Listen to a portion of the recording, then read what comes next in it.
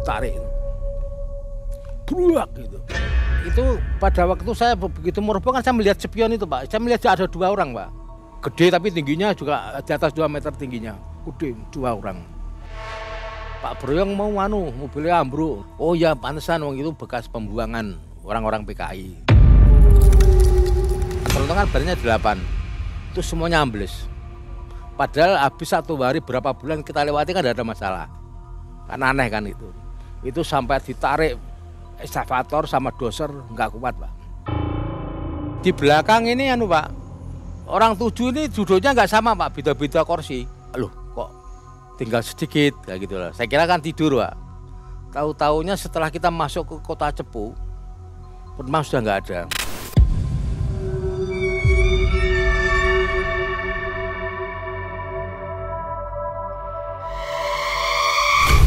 Wah ya berarti senganu penumpang mau aku, penumpang gaib aku bilang gitu. Nah, saya senang bercanda gitu. Wah, wes sangat diambil aja lah. Uang gaib ya. Ya saya pakai bagi 2. Ya kita bagi, kita belanjakan. Ya laku. Tapi aman ya? Aman. Bisa dipakai? Bisa dipakai. Belasan tahun menjadi pengemudi truk, kejadian horor kerap terjadi. Muncul sosok gaib yang menyamar menjadi penumpang ikut menemani perjalanan. Sosok siluman penunggu proyek yang tiba-tiba meminta persembahan. Tak jelas apa sebenarnya yang diinginkan makhluk-makhluk itu. Jika iman tak kuat, pastilah celaka akan menghampiri Pak Broyong.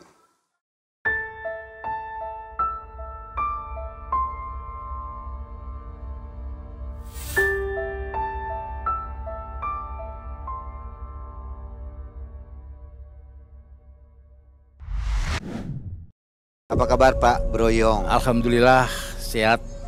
Pak Broyong, terima kasih sudah mau bersedia berkisah di Malam Mencekam. Pak Broyong ini dari kota mana sampai ke Semarang? Saya dari Pati Pak. Dari Pati? Pati ya. Jadi tahu Malam Mencekam ada di Semarang, menyusul ke sini ya? Ya karena saya sering kalau malam saya melihatnya di YouTube itu kan ya? Malam Mencekam saya sering melihat itu. Oke. Nah kebetulan ada cucu saya juga cerita masalah Malam Mencekam itu lah, terus Mbah coba Mbah daftar ini loh, mungkin nanti dipanggil dan sebagainya gitu. Oke saya mencoba, hanya 3 hari saya langsung direspon. Nah ini. Baik, Ya. terima kasih Pak Broyong. Siap. Malam hari ini akan berkisah kepada kita tentang pengalaman ketika menjadi driver mobil Fuso ya Pak? Ya Tronton Fuso. Tronton ya yang tepatnya. Ya. Itu yang kira-kira 10 ban itu yang kalau subscriber tahu itu 10 ban. Nah itulah yang di. Kalau yang 10 ban itu saya mulai masuk tahun 98 Mbak. Ada monitor itu ya. Nah itu saya baru masuk ke Tronton. Saya dulunya supir kol diesel Pak, lokal. Berarti berapa tahun sudah menjadi driver? Kurang lebih 40 tahunan lah. 40 tahun, 40 luar tahun. biasa. Pak Broyong, kita ini berada di Semarang dan berada di Kota Lama. Ini kan Pak Broyong bisa lihat nih. Ya betul Pak. Tua ini bangunannya. Bangunan tua ya betul.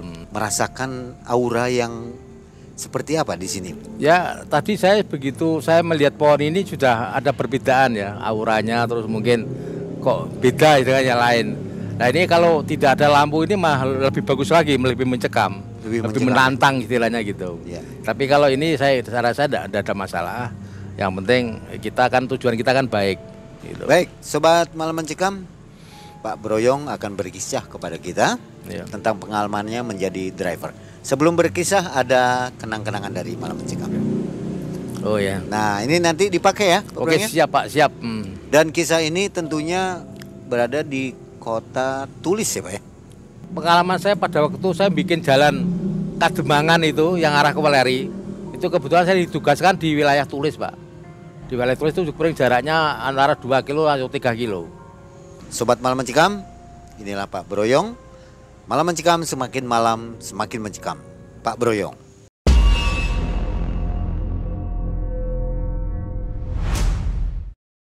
Gini Bang, saya mulai jadi sopir itu saya punya SIM ya, itu tahun 1980. Setelah saya menikah dengan neneknya si cucu saya hari ini, saya menikah di Pati. Saya lahirnya di Purwodadi Pak. Terus saya menjadi sopir itu pada waktu lokalan Pak, yang ngompreng dan sebagainya. Setelah saya tahun 83, 84, itu SIM saya sudah naik jadi P1, jadi saya bisa bawa truk.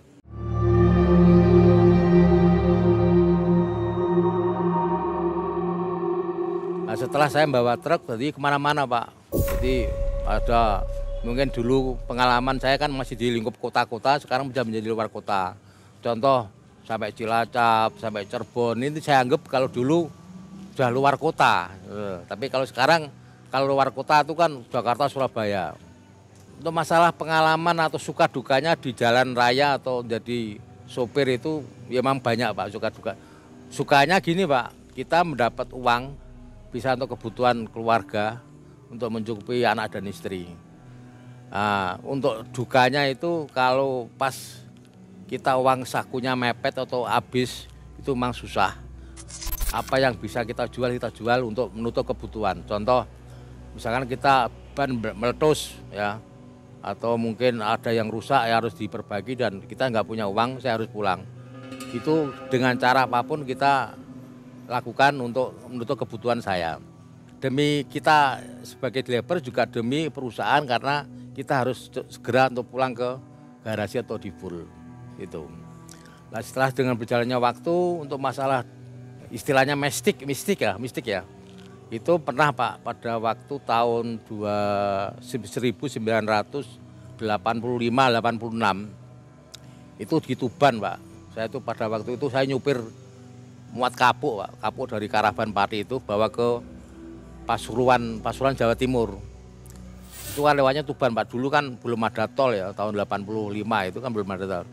Di situ saya tuh pernah pada waktu di tikungan Tuban itu ada seorang wanita nyetop. Terus saya berhenti, karena saya buka pintu, saya bangunin, kadang saya berdua sama kernet. Yang namanya kalau tidak salah Narto namanya, Narto. Toh, tolong Mbak itu Mbak tolong pemelu nunu tekan apa nindi yang. Karena saya terus bangun, terus buka pintu, terus naik. Terus saya tanya, badhe tidak pundi? Gitu, kalau orang Jawa kan badhe mau pergi kemana kan gitu. Itu Mas nanti ke depan situ loh aja, deket kok. Itu cuma setelah di dalam mobil ini kok baunya beda. Dalam arti baunya bukan bau yang sengir atau badek atau apa ya, baunya tetap baunya wangi Pak, wangi gitu. Tapi perasaan saya sudah beda Pak. Bedanya apa? Saya sempat nyentuh tangannya pada waktu kan pecelengnya kan kayak ini Pak, masih pakai mobil, bukan sekarang pakai peceleng tongkat ya, tapi peceleng yang di bawah setir itu. Dan ini saya sempat nyentuh tangannya dia, itu dingin Pak. Nah setelah dengan kondisi seperti itu, kernet saya pun tetap tidur, nggak bangun, saya tetap jalan.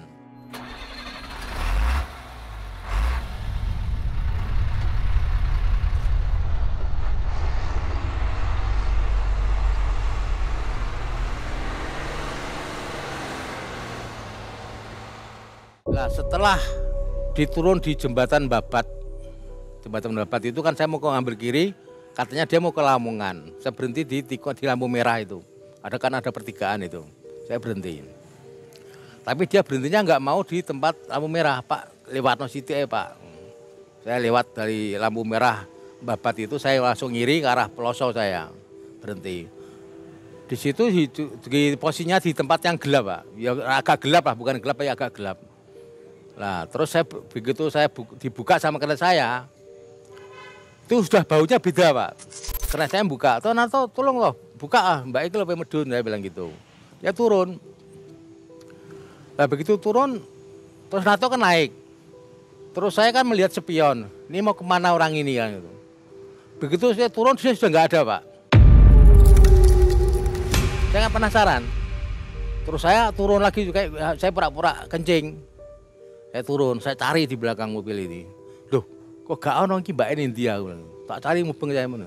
Nggak ada Pak. Setelah itu kita jalan. Kita sudah jalan sampai masuki ke daerah Gunung Bedah ya, Gunung Bedah sampai ke Peloso.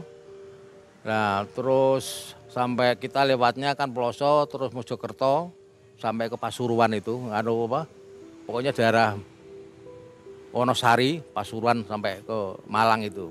Terus pada waktu saya mau masuk ke lokasi pabrik, kan itu saya kirimnya di pabrik.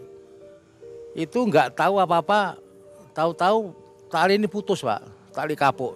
Kan saya nikung gini, saya mau masuk ke lokasi kan kita ambil ancang-ancang kiri. Itu langsung saya ngambil kiri, ngambil masuk ke kampung kan jalan tuh kampung itu. Di Wonosari kalau tidak salah itu, Pasuruan sana. Saya masuk kiri, tali putus Pak. Padahal dari sana tuh biasanya nggak pernah putus, tali putus. Tapi untungnya nggak ada kendaraan, nggak ada orang Pak. Jadi satu bal itu kan beratnya ada 100 kilo ya beratnya. Itu jatuh Pak. Padahal kalau kapuk itu kan 1 kintal itu kalau dibawa 2 orang kan nggak bisa Pak karena besar. Itu. Akhirnya karena sudah terlanjur di situ, akhirnya terus saya suruh bawa minggir sama kernet saya. Terus saya laporan sama yang saya kirimi kapuk itu, akhirnya ambilkan mobil kecil dibawa ke gudang itu, gudang kapuk. Lah terus saya ditanya, "Lho Pak kok tumben?" Nah terus saya cerita sama yang Buna, "Wah Yus, bakal kowe entuk rezeki Pak," gitu. Ya kalau memang dapat rezeki alhamdulillah. Pada waktu itu kebetulan saya pulang dari sana kan ngosong Pak. Saya ngosong. Tahu-taunya ada orang yang nyetop Pak. Saya kira mau kemana nggak tahu. Seorang laki-laki nyetop, "Pak mau kemana?" "Saya mau ke Pak, ke Pati, Jawa Tengah." "Oh Pak, kebetulan saya mau nunut ke Rembang." Nah, terus akhirnya saya dapat tambahan ongkos seperti itu Pak. Jadi kita pulang ngosong akhirnya dapat muatan itu. Apa yang dikatakan Bapak, kalau nggak salah namanya Pak Soeb kalau nggak salah ya. Pak Soeb itu bilang, "Wah, Pak Di dulu belum Pak Broyong, saya masih Pak Di." Gitu. "Wah Pak Di bakal jenengan dapat rezeki." Ya. Saya amin alhamdulillah gitu. Ternyata betul Pak. Jadi apa yang terjadi di jalan tidak semuanya negatif, ada positifnya.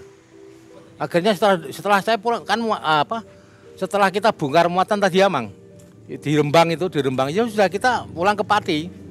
Pulang ke Pati sudah terus kita standby di garasi, kita pulang ke rumah. Lah terus tapi setelah tahun-tahun berikutnya, setelah sampai tahun 98, 99 sampai 2000 itu kan kita sudah mulai luar kota Pak. SIM saya sudah B2, jadi sudah harus mencari pengalaman yang lebih jauh karena saya masih muda, anak saya masih sekolah, saya mau tidak mau kan harus mencari tambahan atau pendapatan yang luar biasa atau tambahan yang istilahnya gaji gede lah gitu.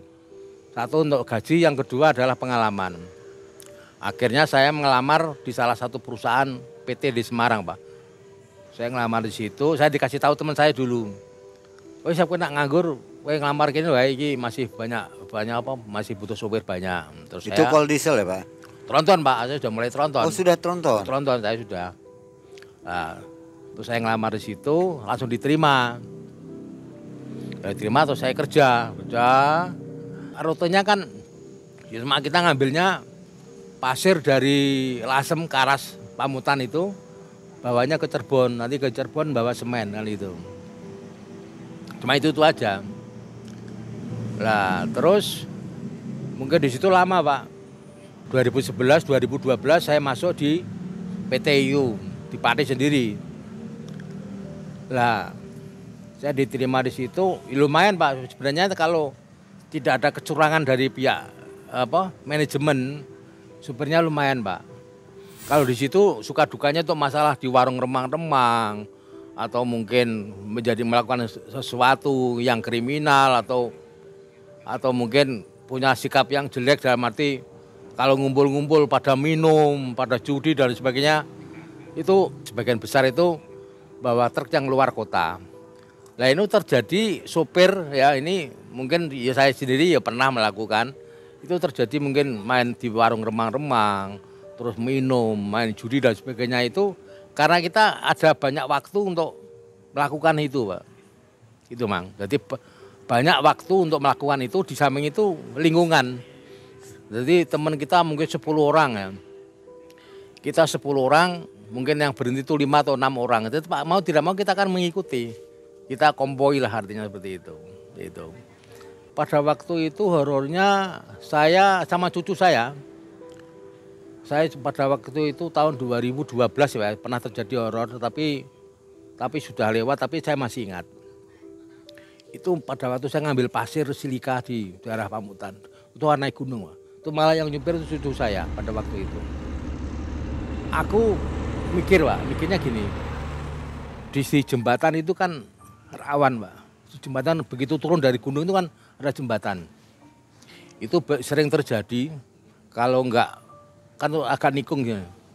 Itu kalau enggak remnya blong ya kita roboh.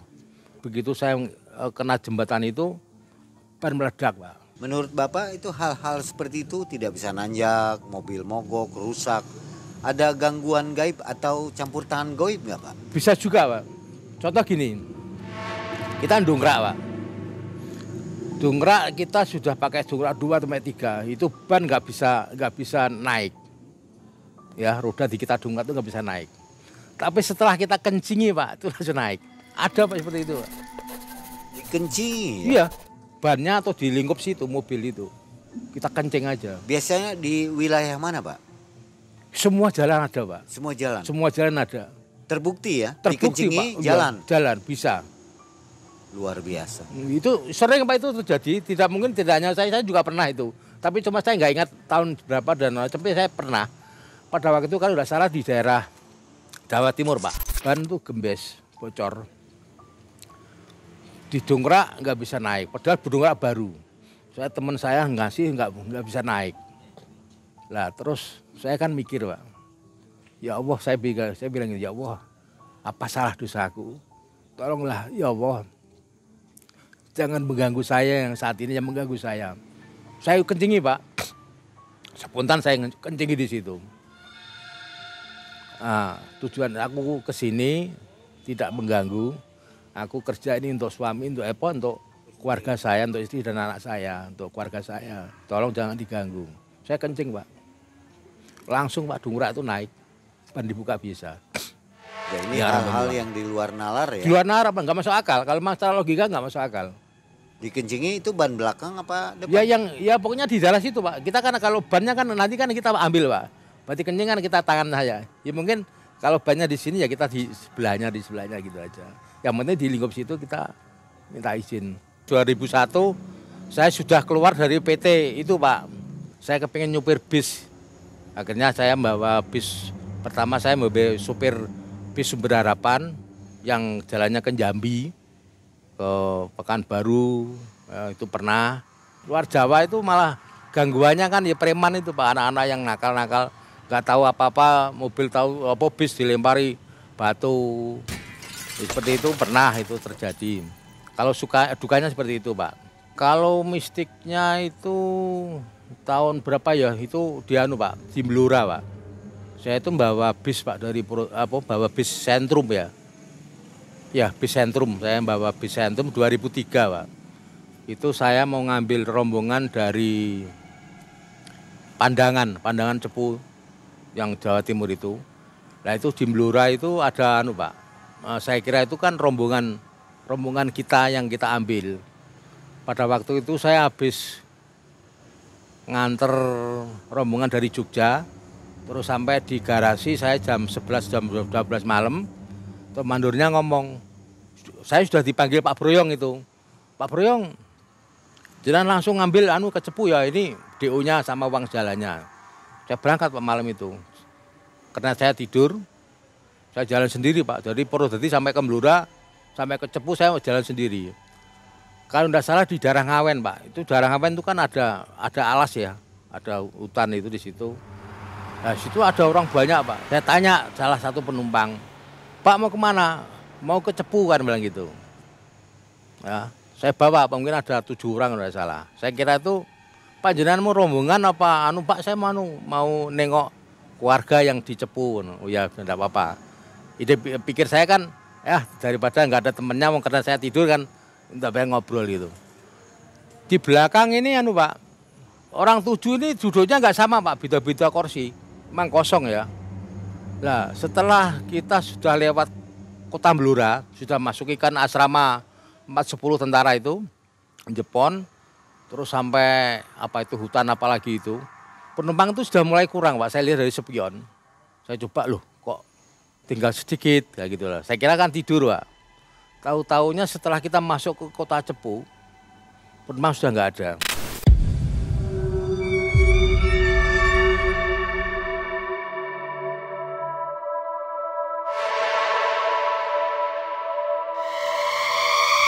Itu sekitar jam 3 jam 4 Pak, pagi. Lah setelah itu saya tuh punya feeling gini, kok kadang-kadang jalannya bagus kok, agak oleng gitu kan. Saya mikir gini, apakah aku ngantuk? Aku bilang, apa ada apa mungkin bannya gembes atau gimana kan gitu Pak mungkin. Namanya jalan itu kan kita paham perasaan kan ada ya, itu entah mobil oleng atau ada apa itu kan terasa mungkin nabrak apa itu kan terasa gitu Mang. Kok udah ada. Tapi aku sudah punya perasaan kok lain ya. Setelah saya di hutan itu, di hutan Blora Cepu itu. Nah, begitu saya masuk ke terminal, mau masuk terminal Cepu itu. Sudah penumpang sudah nggak ada. Saya menyalakan lampu yang kecil itu Pak. Karena lampu kan panjang itu ya. Saya nyalakan, sudah nggak ada penumpangnya. Kosong. Jadi, ya? Kosong Pak, itu 7 orang padahal. Itu adanya kecil umur sekitar 10 tahunan ya. Itu ya satu, yang lainnya dewasa semua. Apa bapak ibu-ibu gitu. Jadi cowok 3, cewek 3, sama anak kecil 1. Itu seingat saya. Setelah itu saya masuk ke terminal Pak. Itu saya terminal, terus saya bangun, ya karena saya tak bangunin, terus saya ngopi jam istirahat. Saya ngomong sama Budi, Bud, tadi ada penumpang tapi nggak ada sekarang. Turunnya mana nggak tahu aku. Wah, senengannya bikin masalah, nakut-nakuti orang kan gitu. Aku ya udahlah nggak ada, ya wes aku pokoknya udah nggak apa-apa lah gitu. Terus saya tak suruh ngecek. Ya, dia malah, Pak, kok no amplop Pak? Apa aku? Uang yang itu Pak, uang 20.000 yang cengkeh itu loh Pak, gambar cengkeh itu loh. Pak ya berarti senganu penumpang mau aku, penumpang gaib aku bilang gitu. Nah, saya senang bercanda gitu, wah, wes sangat diambil aja lah, uang gaib ya. Gitu. Ya saya pakai Pak, bagi 2. Saya ditinggali uang kurang lebihnya 200.000 Pak. Ya kita bagi, kita belanjakan, ya laku. Tapi aman ya? Aman. Bisa dipakai? Bisa dipakai, gitu. Ya setelah itu sudah beberapa bulan kemudian saya sudah mulai Pak. Saya dipindah Pak. Saya kan pariwisata dulu. Saya dipindah nih di bis malam Pak. Nah dengan pendapatan ini kan sudah berbeda Pak. Jadi pendapatan bis pariwisata sama bis malam Purwodadi Jakarta itu kan pendapatan sudah minim sekali Pak. Kalau uang makan dulu itu hanya 30.000, itu PP loh Pak. 30.000 itu PP Jakarta Purwodadi itu 30.000. 2 malam 1 hari. Gaji hanya 130.000 per hari. Per PP Pak. Per PP. Purwodadi Jakarta ya. Purwodadi Jakarta Purwodadi 130. Uang makan 30.000. Berarti PP itu hanya gaji 160.000. Akhirnya begitu saya dipindah di bis malam, saya terus akhirnya keluar.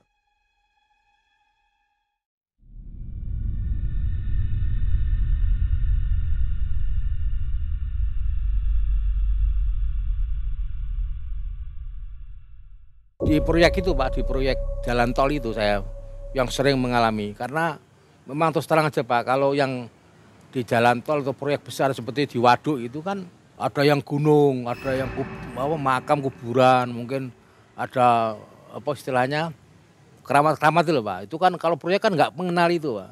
Nah di situ Pak yang sering horornya.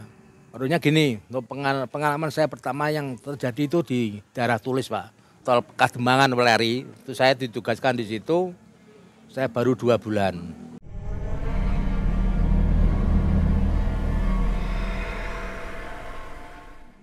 Itu terjadi, saya memang dari warung ini pernah cerita, terus yang punya mes, yang punya rumah ini juga pernah cerita.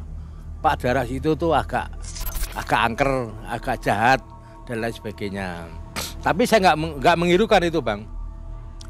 Saya nggak mengirukan, nggak pedulilah saya gitu. Jadi saya anggap itu biasa aja. Tapi setelah dengan peristiwa itu baru saya percaya. Saya ngalami sendiri. Nah pada waktu saya mengalami itu gini Bang. Kita beberapa pengemudi, kita rombongan atau kita konvoi lah bareng-bareng itu mungkin saya urutan yang ke-4 atau ke-5. Kan di depan saya itu nggak ada masalah. Jadi kita ngambil gunung yang tinggi kita ambil untuk daerah yang apa kayak rawa, ya yang apa itu, yang pendek-pendek lah supaya jalan tol ini kan rata Pak dibikin. Jadi yang mungkin kedalaman ada yang 10 meter, ada yang 15 meter itu kan diambil dari gunung yang tiang tinggi gitu, bawa ke situ, dilangsir itu istilahnya. Itu sampai penuh. Pada habis jam istirahat ya, jam 1 kita mulai start, terus setengah 2 jam 2 kita biasa jalan, gak ada masalah. Kita pagi juga lewat di situ. Jadi beberapa bulan itu sudah lewatnya di situ. Lah tahu-tahu saya tuh kok mobilku miring gitu kan. Saya kaget kan, miring loh. Kok miring? Saya kan spontan kan saya melihat spion kiri. Saya juga begitu mau roboh saya melihat spion yang kanan. Itu kayak ada teman saya anggap itu teman saya. Saya kira itu teman yang mau istilahnya menahan supaya mobil nggak tahan gitu, supaya nggak roboh gitu. Ternyata bukan. Boleh tarik. Bruak gitu. Itu pada waktu saya begitu meroboh kan saya melihat spion itu, Pak. Saya melihat ada 2 orang, Pak. 2 orang tapi bukan orang, kalau orang kita kan pendek-pendek, Pak. Mungkin data di bawah 2 meter ya. Itu orangnya di atas 2 meter tingginya. Gede tapi tingginya juga di atas 2 meter tingginya. Gede 2 orang. Itu biasa, Pak. Biasa kayak orang pakai celana pendek segini loh. Bajunya coklat gitu. Kalau teman-teman cerita itu kadang-kadang gini, Pak. Nggak jelas, Pak. Ya memang cerita, aku mau ketemu ini, ketemu itu. Tapi dia tuh ceritanya nggak jelas. Jadi cuma aku yang mendengar aja. Saya anggap cerita itu saya anggap bohongan gitu. Tapi setelah saya mengalami sendiri itu saya baru percaya, Pak. Lah setelah saya kejadian saya mobil saya itu roboh. Itu kan sore kan kita ngumpul di mes. Pak Broyong mau mobilnya ambruk. Nah terus yang punya rumah tadi, ambruk di mana, Pak? Oh di sini. Oh ya pantesan wong itu bekas pembuangan orang-orang PKI.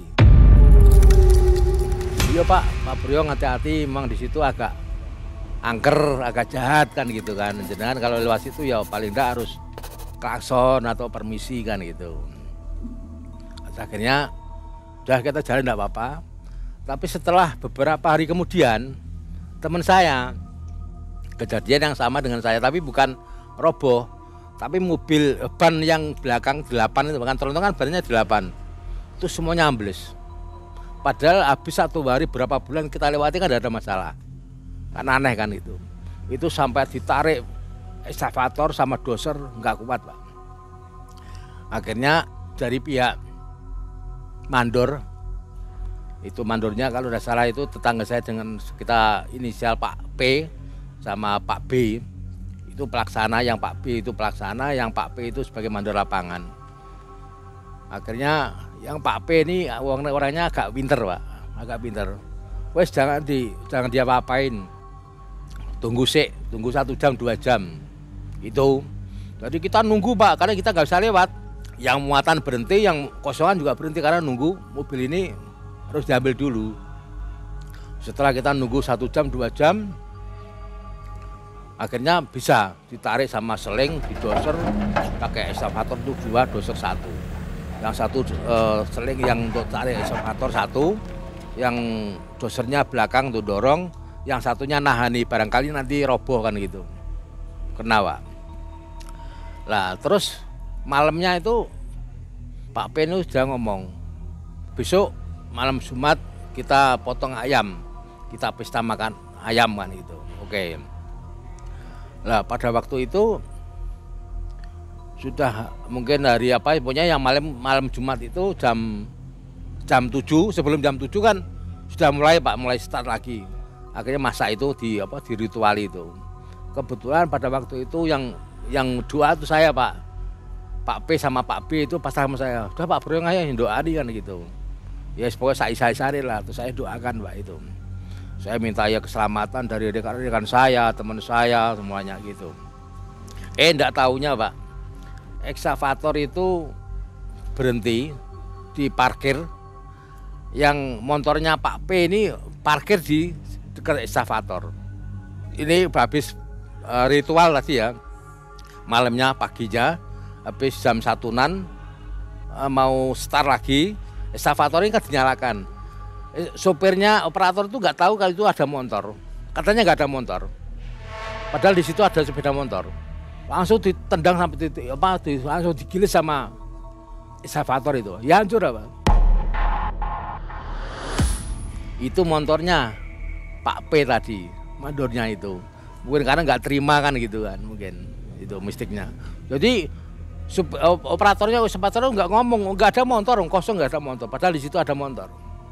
Terus 1 minggu kemudian ini Pak sudah dirubah sudah cukup di sana pembuangannya, ditahan dulu. Kita mencoba untuk merapat ke lokasi yang sebelah. Nggak jauh Pak, itu sama, lokasinya sama. Barang yang diambil pun sama di situ, cuma buangnya berbeda. Begitu pindah di situ, yang punya rumah, yang punya mes ini jangan ngomong, Pak ning kono ku ono makam di tengah sawah.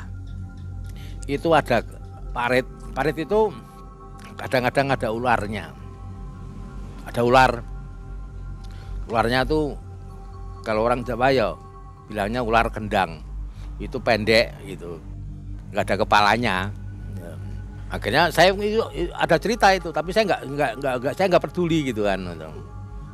Lah pada waktu itu di siang hari Pak, siang hari jam 12 kan jam istirahat. Ekskavator yang nabrak motor tadi sama saya, kan kita tinggal berdua Pak, kita terakhir. Saya sama Pak Roni itu yang sebagai supir ekskavatornya, operatornya sama saya. Begitu ada suara adzan Pak, Allahu Akbar gitu. Nah, terus ini Pak, si Sony kan bilang, Pak Broyong lanjut, aku bilang gitu. Saya bilang lanjut, lah tahu-tahu nggak tahu dari mana ular itu, dari mana nggak tahu. Tahu-tahu Pak, airnya itu keruh, rubiak gitu. Keras banget Pak. Kalau ikan kan keruhnya kan cuma sedikit Pak. Ini semua di parit itu butek semua airnya. Si Roni dia malah turun. Saya teriak, Ron, kamu ngapain turun? Naik aku, ayo lari kabur aku. Ya kabur Pak. Wong saya truk sama dia usaha patrol kan kebanteran saya kan gitu loh. Terus saya cerita di warung. Nah, terus dari Pak P ini ngambil kebijakan, sudah Pak Broyong pisah sama Roni. Karena kaitannya masalah motor sama masalah saya kan gitu. Nah, ketemunya sama ular itu juga sama kan, 2 orang ini yang bermasalah. Saya sama si Roni, makanya dipisah. Terus beberapa hari kemudian, mungkin 1 minggu atau 2 minggu, kita ngelembur Pak. Ngelembur ini Pak P sama Pak B ini kan pasti keliling Pak untuk di lokasi jalan ini supaya lancar kan gitu. Nanti kalau malam ngelembur aman, lancar kan gitu. Lah kebetulan Pak P ini begitu mau masuk di lokasi yang kita uruk, itu dia ketemu ular Pak.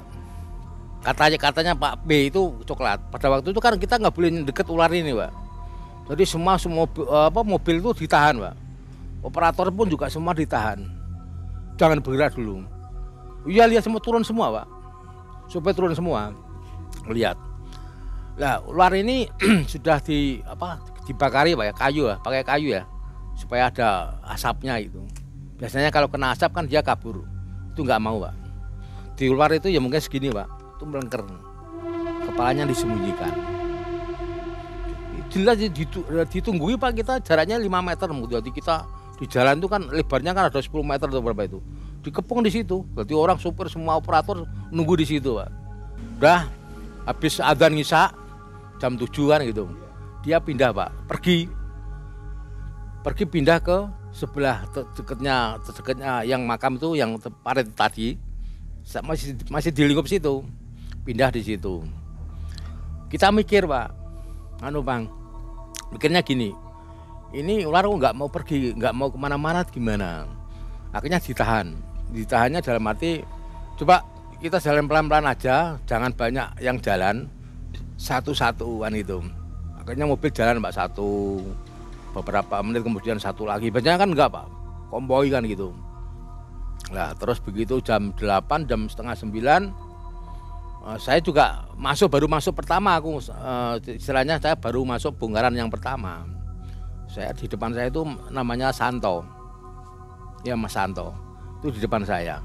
Jalannya sama Pak, jaraknya saya pun sama, nggak jauh Pak, mungkin hanya 1 meter 2 meter kan. Terus saya ditahan sama mandornya, namanya Pak M. Pak Broyong, tunggu. Pak Anto ini mundur Pak. Padahal mobil Pak Anto ini kan kuncinya pintu belakang kan otomatis Pak. Kalau mobil gerak gini kan langsung buka sendiri. Tahu-taunya pintu nggak bisa dibuka Pak. Jadi mobil gini mau roboh, ditahan sama eskavator 2. Akhirnya diusahakan eskavator itu buka pintu Pak. Berbagai cara supaya itu bisa kebuka. Akhirnya pintunya dam truk dijebol Pak. Kan nggak bisa kan udah gini kan kuncinya kan nggak bisa di bawah. Kita kalau masuk di situ pakai pukul bisa, tapi kan nggak mungkin, dia nggak berani Pak. Bisa kena orangnya yang di bawah kan gitu. Akhirnya dari pihak mandornya, wes pintunya dirusak aja, pintunya jebol Pak, jebol. Pakai eskavator, pintunya jebol, akhirnya terus turun muatan.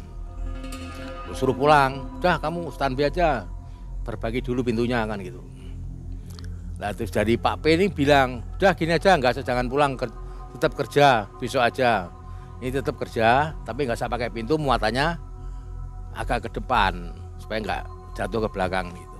Setelah teman saya bongkar selesai, saya disuruh maju sama mandor. Nah, saya dipanggil, Pak Broyong udah ya maju bongkar, saya maju. Lah pada waktu itu lampu kan udah malam Pak, 8:30 itu kan malam. Kita pakai lampu jangka pendek Pak, jarak pendek. Saya maju. Baru maju berapa meter, baru berapa meter aja lah. Belum ada 5 meter. Saya itu melihat Pak, ular. Warnanya coklat sama hitam. Nyabrang gitu. Ya seginilah. Saya kan teriak. Woi ular aku bilang. Teriak ular Pak, ular. Saya rem Pak. Lu malah itu Pak kok malah direm ya. Ular aku bilang. Ular di sopo udah ada ular. Di situ kan banyak orang Pak. Pak mandornya juga di situ di samping saya.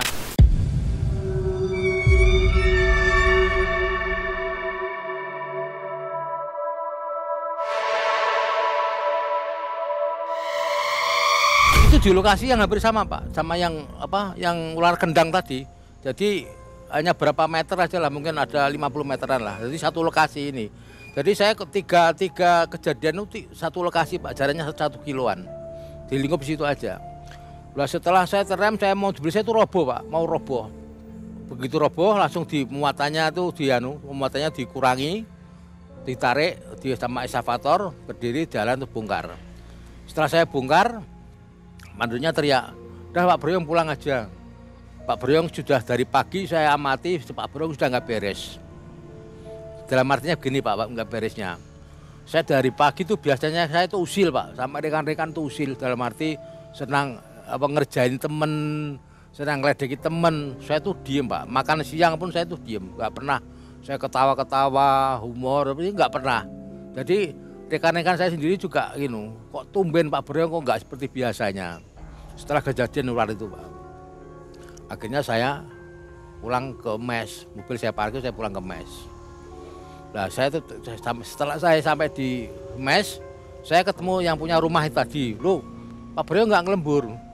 Wah ngelembur ya Pak, aku tadi ketemu ini kan gitu. Saya cerita itu masalah ini kejadian. Oh iya Pak, itu memang Pak, memang agak nakal gitu kan, memang agak jahat gitu. Ya tapi nggak ada korban Pak, itu nggak ada korban. Cuma kita dikerjain gitu aja lah, ular itu. Setelah itu saya dipindah lagi Pak, saya pindah lagi ke Gringsing. Setelah beberapa bulan saya di situ nggak ada masalah, tapi ada masalahnya yang orang yang lain Pak, mobil yang lain di sana di atas ada lagi, tapi saya nggak tahu ceritanya. Cuma kita mendapat cerita gitu aja. Memang di atas sana yang sekarang untuk rest area itu ya, itu juga jahat itu. Banyak kejadian mobil nggak tahu-taunya jatuh sendiri, nggak tahu-taunya roboh sendiri. Itu yang di daerah sebelah, yang sekarang untuk rest area. Sekarang kalau melewati jalur itu apa perasaannya Pak? Cuma kita mengenang Pak. Memori aja. Iya memori aja. Kira gini, pada waktu saya setelah itu kan kita pindah di Bogor Pak. Lah setelah kita kadang lewat di situ, bawa bis, kadang-kadang bawa truk itu lewat situ.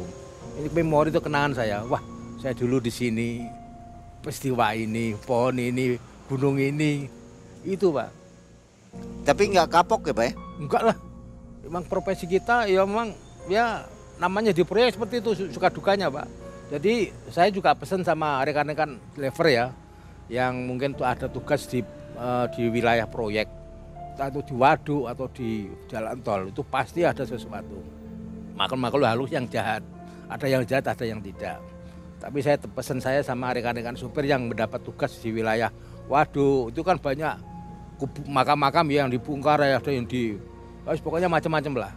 Itu kita harus hati-hati. Yang pertama adalah kita uluk salam. Kalau kita orang Islam ya assalamualaikum. Kalau mungkin dari agama yang lain ya gimana caranya kepercayaan kita. Tapi kita tetap tidak lepas dari Tuhan Yang Maha Esa atau Allah Subhanahu Wa Taala. Kita harus izin itu Pak, izin. Kalau nggak izin kita beban Pak. Biasanya tuh di jembatan kita tuh jangan lupa kalau kita mungkin belum kenal wilayah itu, jangan lupa bunyinya klakson Pak. Totot, totot itu kalau seperti itu. Satu, yang kedua mungkin kita nanjak, mungkin kita belum tahu medannya. Kita harus menyebut kalau kita orang Islam ya Bismillahirrahmanirrahim. Inatinson saya mau naik mudah-mudahan selamat kan gitu. Mobil saya kuat nanjak sampai di atas itu. Yang penting kita selamat walaupun kita lambat tapi selamat. Oke. Nah, baik Sobat Malam Mencekam, itulah kisah dari Pak Broyong. Jadi untuk khususnya para driver yang melintasi jalur Trans Jawa ya Pak ya? Ya Pantura Trans Jawa lah. Trans Jawa ini hal-hal seperti ini mungkin bisa menjadi patokan agar lebih berhati-hati. Baik, ambil hikmahnya dari kisah Pak Broyong, semoga tidak terjadi apa-apa pada kita semua. Betul Pak. Terima kasih Pak Broyong. Sama-sama Pak. Akhirnya Mang Ei dan tim dari Kota Lama Semarang undur diri. Assalamualaikum warahmatullahi wabarakatuh. Waalaikumsalam warahmatullahi wabarakatuh.